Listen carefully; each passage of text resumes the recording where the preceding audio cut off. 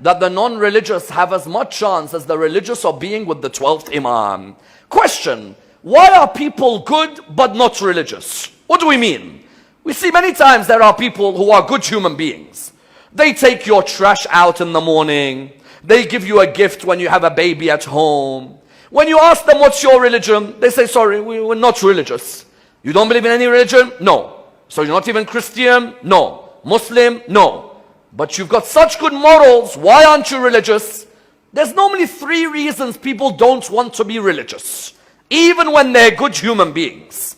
The first reason is the hypocrisy of the religious. What do I mean? When the priest is telling the world that you should be good human beings, you should look after your children, and then half the choir has been the victims of abuse, that person who was coming to church every Sunday thinks to themselves, priest, I trusted you. You're the leader of the church. When I left my child to be in your choir, I expected you to look after my child, not to abuse my child.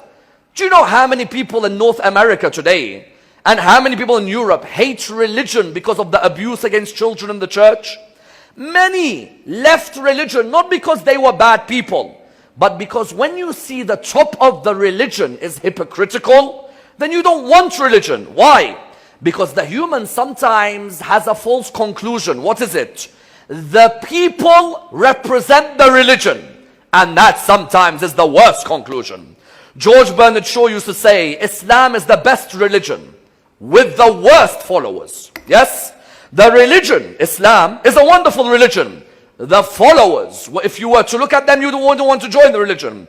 The first reason a lot of people are not religious, never think it's because they're bad people. No, there are a lot of people who are not religious, not members of religion, but they're good human beings. You find the first reason is hypocrisy. They see the leaders of the mosque, the leaders of the church, the leaders of the synagogue, the Buddhist monk. They see the person heading the temple. Then they see that person scamming the money of the community, running away with the money which was meant to be given to projects in the community. That person straight away says, you know what? I don't want religion. Because if the religious are like this, then why would I want to be part of that religion? Therefore, the first reason was what? Hypocrisy. The second reason was what? Holier than thou. In a religion, push you away from being religious. What do I mean?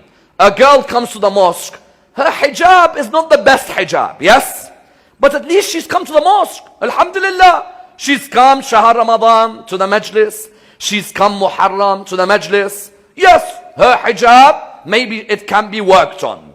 When she enters the mosque, instead of the religious of the mosque, if they're truly religious, instead of them coming to her and saying, welcome, come, can we help you with anything? Is there any help that you need? Straight away you see the whispers between the members of the community. Look at her hijab. She can't even wear hijab properly. Look at her. No akhlaq, no respect, hypocrite, this, that. That girl is coming to a mosque or she's coming into a microwave oven. Yes? That girl is coming into a place of mercy or she's coming to a place of fire.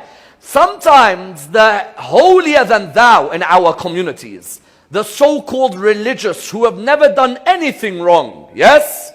And subhanallah, there are some, they've got such glass houses, yes? They've got the glass house of glass house. And they're throwing stones on everybody, yes? Where their house is a house made of glass. You can destroy it in 1 second.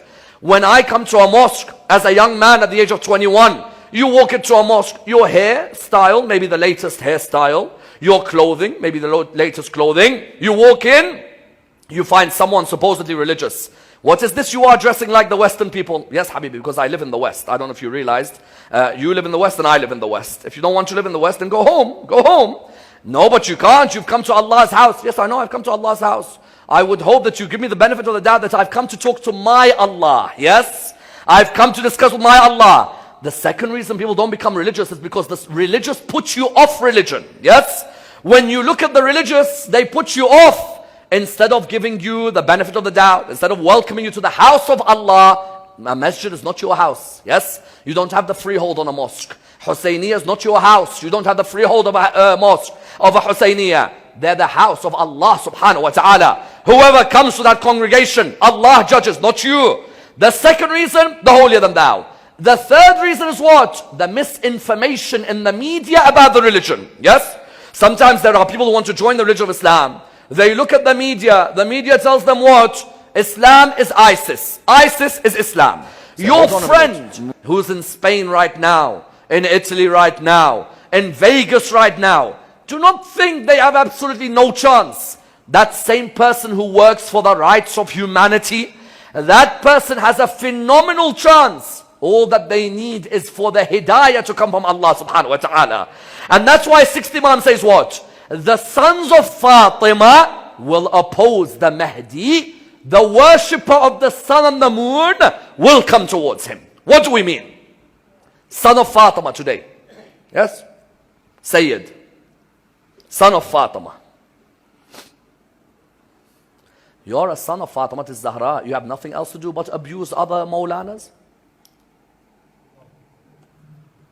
You have nothing else to do but cause trouble between people?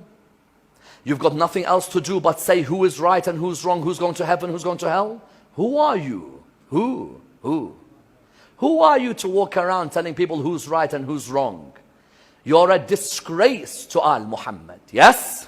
Do you know how many we have in the school of Ahlul Bayt? Arrogant. You find them holier than everyone, thinking because we are Sadat, we are better than everyone. You will be judged the same as everybody else will be judged. Yes? Everybody will be judged the same. Tawus Yamani says to Imam Zayn al-Abidin, he says to him, you cry by the Kaaba, you are Zayn al-Abidin. He says to him, whether I'm a slave or a son of Bani Hashim, on the day of judgment, all of us are equal. Yes? Today, you find sons of Fatima causing trouble, fighting each other in the mosques, coming to punching each other over Azadari. You know this or no? You know this or no? There are people in Muharram, you know when Muharram becomes? Who's fighting who? Which Azadari is Muqassar? Who's a La'nati? And so who are you to tell me what's a Muqassar?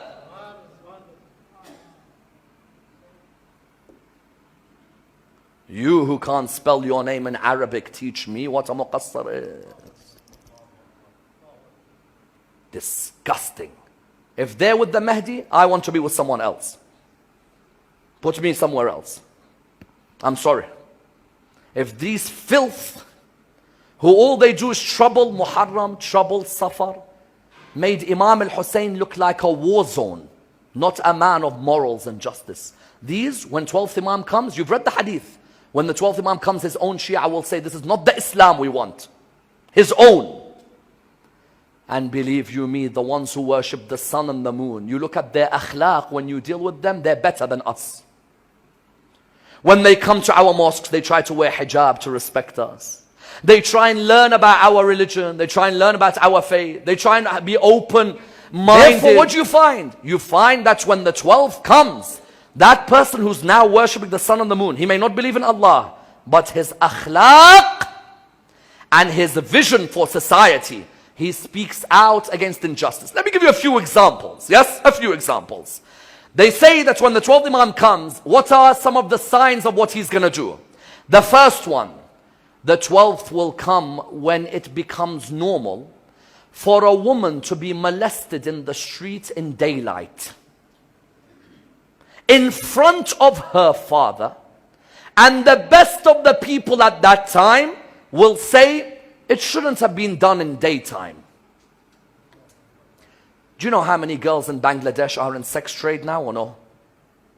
No one speaks for them. You know in Hyderabad how many are forced into slave labor? No one speaks to them. You know how many young boys in Thailand they forced into sexual? No one speaks for them. The max someone will say is it's a shame, that's it. But then there are good human beings who speak up for them and they're not Muslim.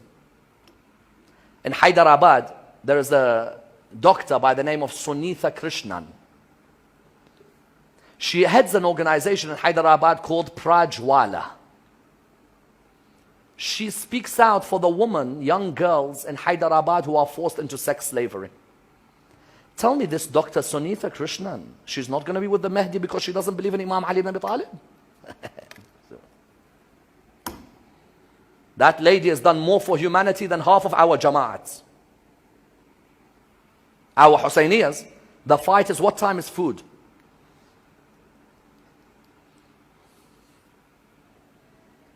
No, we're all with the Mahdi, not her. Her, who's going into the streets of Hyderabad to help the girls who are being sexually abused, she's not with the Mahdi because, sorry, she doesn't believe in 12th Imam. Her, she's not with the Mahdi, and you are? You're with the Mahdi. Another organization, the Organization for Children in the Far East, in South Asia, they call it COSA, C-O-S-A. Children in Thailand who are sexually abused. Another organization, Urban Light, for young boys in Thailand who are forced into prostitution. Yes? These are all organizations by non-Muslims. These people, when 12th Imam comes, you know what they'll do? They'll run to 12th Imam. Because they'll say, that man is who we're looking for.